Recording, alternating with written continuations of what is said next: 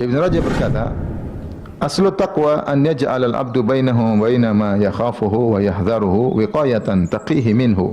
Asal dari takwa yaitu seorang hamba menjadikan antara dia dengan hal yang dia khawatirkan, yang dia waspadai ada penghalang, yang penghalang tersebut akan menghalanginya dari apa yang dia takutkan tersebut. Itu makna takwa secara umum. Fattaqwal abdi rabbahu, adapun takwa seorang hamba kepada Allah, an yaj'ala bainahu wa baina ma yakhshahu min rabbih min ghadabihi wa sakhatihi wa iqabihi wiqayatan. Itu seorang hamba menjadikan antara dia dengan apa yang dia takutkan dari Rabb-nya. Dia takut dari kemurkaannya, dia takut dari kemarahannya, dia takut dari siksaannya, dia membuat penghalang. Taqihi min dzalik. Yang penghalang tersebut menghalangi dia dari hal tersebut. Apa itu penghalang tersebut? Intisarinya, apa itu penghalang tersebut yang bisa menghalangi seorang hamba dari kemurkaan Allah, siksaan Allah, hukuman Allah di dunia maupun di akhirat? Huwa fi'lu ta'atihi, yaitu menjalankan ketaatannya, wajtinabu ma'asih, dan menjauhi larangannya. Ini kesimpulan dari Ibn Rajab Al-Hambali. Takwa itu menjalankan ketaatan, menjauhi larangan. Ibn Qayyim rahimahullah berkata, at-taqwa haqiqatuha. Takwa itu hakikatnya apa? Al-amalu bi ta'atillah imanan wa ihtisaban amran wa nahyan. Takwa adalah menjalankan perintah Allah dengan penuh keimanan, meyakini itu perintah Tuhan, bahwasanya yang memerintahkan kita ini adalah pencipta kita, penguasa alam semesta, yang kebahagiaan kita, penderitaan kita di tangannya, ya, hidup mati kita di tangannya, ya, sengsara atau bahagia di tangannya. Sehingga seorang ketika menjalankan ketaatan dia yakin ini perintah dari Allah. Wahtisaban, jadi bukan karena duniawi, bukan. Ada orang misalnya meninggalkan maksiat bukan karena Allah, tapi karena takut sakit misalnya. Ada orang melakukan kebajikan, kenapa? Ini karena tuntutan duniawi, ya, tuntutan pekerjaan atau karena tuntutan masyarakat, bukan karena Allah Subhanahu wa taala, maka itu hakikatnya bukan takwa. Itu hanya sekedar keduniaan saja, ya. Makanya imanan wahtisaban, kata Ibnu Qayyim, yaitu menjalankan ketaatan kepada Allah dengan beriman ini dari Allah Subhanahu wa taala, wahtisaban, dengan mengharap pahala dari Allah Subhanahu wa taala. Harus ada seperti baru namanya takwa. Jika tidak, maka dia hanya perkara duniawi saja. Betapa banyak orang tidak mau minum khamar bukan karena Allah, bukan karena larangan, tapi karena enggak nanti saya mabuk, dikira orang gila, saya merusak fisik. Orang tidak narkoba, kenapa? Karena ini kekonyolan, bukan karena ini larangan Allah Subhanahu wa taala. Demikiannya orang berbuat baik sama orang lain, kenapa? Enggak enak pekeu sama masyarakat, pekeu sama keluarga. Ini bukan takwa. Takwa itu harus imanan wahtisaban. Maksudnya apa yang saya lakukan ini adalah perintah Rabbul Alamin dan saya berharap pahala dari Allah. Amran wa nahyan, apa yang terkait dengan apa yang Allah perintahkan maupun apa yang Allah larang.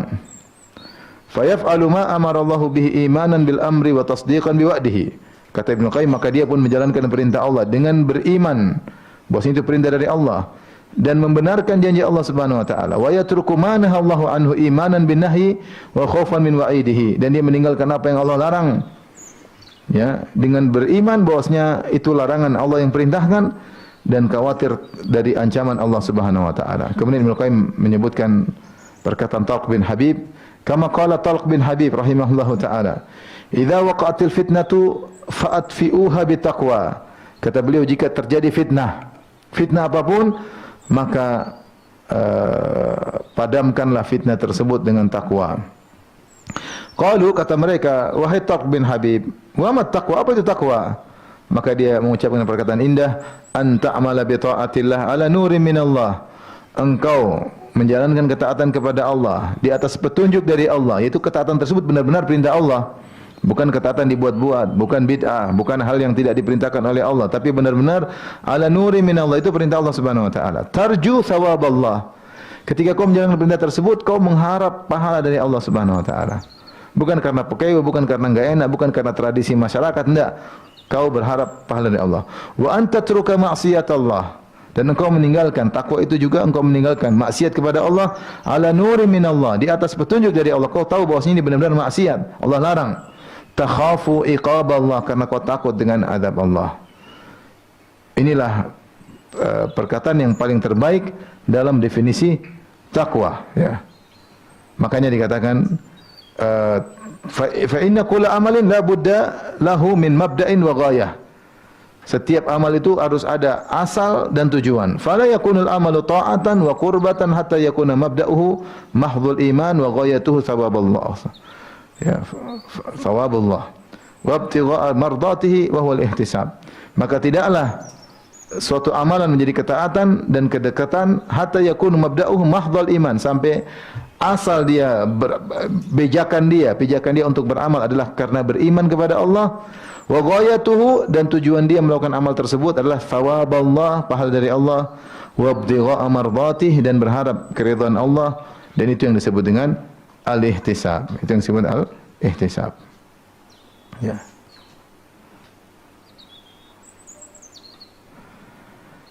Inilah hakikat definisi daripada takwa. Ya. Adapun aplikasi dari takwa, maka banyak sekali ya perkataan para ulama ya terkait dengan aplikasi dari takwa ya. Seperti perkataan Ibnu Mas'ud radhiyallahu ta'ala anhu, haqqa tuqati, ketika menafsirkan firman Allah Subhanahu wa taala ya. Ya ayyuhalladzina amanu taqullaha haqqa tuqati, bertakwalah kepada Allah dengan sebenar-benar takwa. Kata beliau, an yuta' fala yu'sa, wa yuzkar fala yunsa, wa an yushkar fala yukfar. Itu Allah ditaati maka tidak dimaksiati, Allah diingati tidak dilupakan, dan Allah disyukuri bukan dikufuri. Ibn Rajab berkata, wa syukruhu yadkhulu fihi jami'u fi'li ta'at, dan syukur kepada Allah adalah melakukan segala ketaatan. Wa makna dzikrihi fala yunsa, adapun perkataan Ibnu Mas'ud, Allah diingati dan tidak dilupakan, ai dzikrul abdi biqalbihi li awamirillah fi harakatihi wa sakanati wa kalimati. Subhanallah, berat. Kata Ibnu Rajab menafsirkan perkataan Ibnu Mas'ud, takwa itu Allah yuzkar fala yunsa, Allah selalu diingati, tidak dilupakan. Apa kata Ibnu Rajab? Yaitu zikrul abdi biqalbi, seorang hamba selalu ingat dengan hatinya, ingat Allah. Li awamirillah, ingat perintah-perintah Allah. Fi harakatihi, dalam segala gerakannya, wa sakanatihi, dan dalam diam-diamnya, wa kalimati, dalam setiap perkataannya selalu ingat Allah Subhanahu wa taala. Saya lakukan ini benar atau tidak? Perkataan saya tepat atau tidak? Sesuai dengan syariat atau tidak? Ya. Saya pergi ke sana benar atau tidak? Saya diam di sini benar atau tidak? Selalu dia renungkan bosnya, semua perbuatan dia timbang dengan syariat Allah. Jika dia demikian, berarti dia dikatakan selalu senantiasa ingat kepada Allah. Jadi maksudnya Ibn Rajab mengatakan zikir itu bukan berarti hanya sekedar subhanallah, alhamdulillah, tapi dalam aplikasi kehidupan sehari-hari kita renungkan, saya ke sana itu karena Allah atau tidak? Ini perintah Allah atau tidak? Saya diam di sini perintah Allah atau bukan? Atau menghindari larangan Allah? Saya ngomong begini, ini perintah Allah atau tidak? Saya diam dari suatu pembicaraan, ini karena sesuai syariat Allah atau tidak? Itu berarti orang itu selalu ingat Allah, karena selalu dia timbang dengan perintah Allah Subhanahu wa taala, ya. Kemudian Abu Hurairah ketika ditanya tentang takwa, apa itu takwa? Abu Hurairah radhiyallahu anhu, maka dia berkata, hal akhadta tariqan dha syaukin, pernahkah engkau melewati satu jalan yang situ banyak duri? Qala na'am, orang bertanya berkata na'am. Abu Hurairah bertanya lagi, kaifa sana'ta, apa yang kau lakukan ketika melewati jalan yang penuh duri? Qala, orang itu berkata, idza ra'aitu syauka adaltu anhu, kalau saya melihat sebuah duri, saya pindah lewat jalan yang lain, artinya saya pindahkan langkah kaki saya. Au jawaztuhu, atau saya loncati duri tersebut. Au qasartu anhu, atau saya pendekkan langkah kakiku supaya tidak menginjak duri tersebut. Orang itu jawabnya bagus. Dia bilang kalau ada duri, ya saya ke kanan atau saya ke kiri, atau saya loncati atau saya melangkah tepat sebelum ada duri. Kata Abu Hurairah, zakat taqwa, itulah takwa. Itulah takwa. Dari situlah kemudian seorang penyair membuat suatu syair yang menjelaskan tentang makna takwa tersebut dengan perkataannya, khalidh dhunuba saghiraha wa kabiraha zakat tuqa wasna kamashin fawqa ardi syauki yahdharu ma yara la tahqiranna saghiratan inna aljibala minal hasa. Kata dia, tinggalkanlah dosa-dosa, semua dosa besar dan kecil. Itulah ketakwaan yang sesungguhnya. Jadilah engkau wasna kamashin, jadilah engkau seperti orang yang berjalan di atas suatu jalan yang penuh dengan duri. Ada duri kecil, duri besar. Dia waspada. Yahdharu ma yara, selalu waspada dengan apa yang di depannya dia lihat. Satu, dua. Seperti tadi, kalau ada duri di sebelah kanan, sebelah kiri, kalau ini dia bisa loncat ke depan atau dia mundur sedikit, dia hati-hati waspada, jangan sampai keinjak duri. La tahqiranna saghiratan, jangan kau remehkan dosa kecil, jangan kau remehkan duri kecil. Innal jibala minal hasa, sungguhnya gunung yang tinggi yang kau lihat adalah tumpukan dari batu-batu atau pasir-pasir yang kecil. Itulah hakikat takwa. Itulah dalam kehidupan kita ini, ketika kita berjalan di depan kita, dunia ini penuh dengan duri. penuh dengan ombak yang bisa menjatuhkan kita. Apa perkataan seorang penyair yang dinukil oleh, kalau enggak salah, Abu Bakar Turtusi atau Turtusi ya, dinukil oleh Nawawi di awal dari kitab Riyadhus Shalihin ya. Kata dia, inna lillahi ibadan futana talaqud dunya wa khaful fitana falamma alimu annaha laysat lihayyin watana ja'aluha lujjatan wattakhadhu salihal a'mali fiha sufuna. Dia mengatakan sungguhnya di antara hamba-hamba Allah ada hamba-hamba Allah yang cerdik, yang cerdas. Talaqud dunya wa khaful fitana. Mereka menceraikan dunia dan mereka takut dengan fitnah-fitnah yang ada di atas dunia ini. Tatkala mereka melihat dunia, mereka tahu dunia ini bukanlah tempat tinggal yang sungguhnya. Ja'aluha lujjatan, maka mereka menjadikan dunia itu seperti lautan yang penuh dengan ombak. Wattakhadhu salihal a'mali fiha sufuna, dan mereka menjadikan amal saleh sebagai perahu atau kapal yang menyelamatkan mereka dari lautan yang penuh ombak tersebut. Maka seorang di dunia ini tahu di depan dia banyak sekali godaan, banyak sekali ya hal-hal yang bisa menghalangi dari Allah Subhanahu wa taala, maka dia waspada. Jangan pernah dia menyepelekan dosa-dosa kecil apalagi dosa besar. Seperti saya sudah sampaikan, disebutkan oleh Ibnu Qayyim rahimahullah taala yang pernah kita bahas. Seorang kalau ya berjalan suatu jalan, kemudian ada duri kecil, dia hati-hati, maka dia akan selamat terus. Tapi ketika dia tidak hati-hati, dia injak duri kecil, akhirnya kakinya sudah penuh dengan darah, maka tidak peduli. Sudah kadung, sudah jalan darah, cuek aja. Ibarat kata Ibnu Qayyim rahimahullah seperti orang yang melewati suatu tempat yang penuh dengan becek, maka dia hati-hati, dia angkat celananya, ya, cingkrangan, kemudian dia jalan pelan-pelan, dia angkat roknya, jangan sampai kena becek. Tapi kalau udah kena sedikit, oh sudah, bablas kadung, ya. Nanti mandi belakangan. Demikian orang kalau maksiat.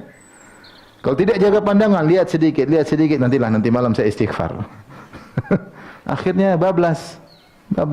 Ya kalau dia bangun istighfar, kalau dia mati. Oleh karenanya ketika meninggalkan maksiat, takwa hakikatnya harus waspada. Beda kalau ketika dia menginjak kotoran kemudian dia segera bersihkan. Dia akan hati-hati terus. Ketika dia menginjak duri kecil, dia cabut, kemudian dia obati. Dia akan hati-hati terus. Dan dia tetap merasakan sakitnya duri tersebut. Dan dia tahu kotornya pakaiannya, karena dia setelah itu dia cuci, dia hati-hati lagi. Artinya kita ini dalam kehidupan ini, kita mungkin bermaksiat, segera kita bertobat. Maksiat bertobat lagi. Tapi kalau kita tidak bertobat, sudah cuek, bablas, kadung, enggak peduli. Orang sama seperti semua dimulai dari perkara-perkara kecil. Orang kalau dikasih uang haram juga demikian. Pertama deg-degan, deg. Tapi terima. Di bawah meja terima. Lama-lama mana? Masya Allah. Ada kawan ngurus suatu izin. Ya. Ngurus izin. Kurang ini, dibilang kurang ini. Dilengkapi oleh kawan tersebut. Semua surat izin dilengkapi. Sampai terakhir tetap aja belum tembus. Kenapa? Yang penting bukan surat izin, yang penting lampirannya katanya. Orang kalau sudah bermaksiat tidak punya malu. Oleh karenanya, ibu dirahmati Allah Subhanahu wa taala, jaga lisan, selalu menghadirkan Allah dalam kegiatan sehari-hari. Saya ngomongin sudah tepat belum? Sesuai dengan syarat belum? Sama anak-anak bagaimana? Sama suami bagaimana? Sama tetangga benar enggak? Selalu kita mikir Allah. Sama tetangga gitu, saya gitukan benar atau tidak? Ya. Saya gini salah atau tidak? Saya diam benar atau tidak? Saya ngomong benar atau tidak? Bukan menjadikan hawa nafsu yang menjadi pengatur kita, tapi syariat Allah Subhanahu wa taala. Siapa yang demikian, maka dia senantiasa bertakwa kepada Allah Subhanahu wa taala.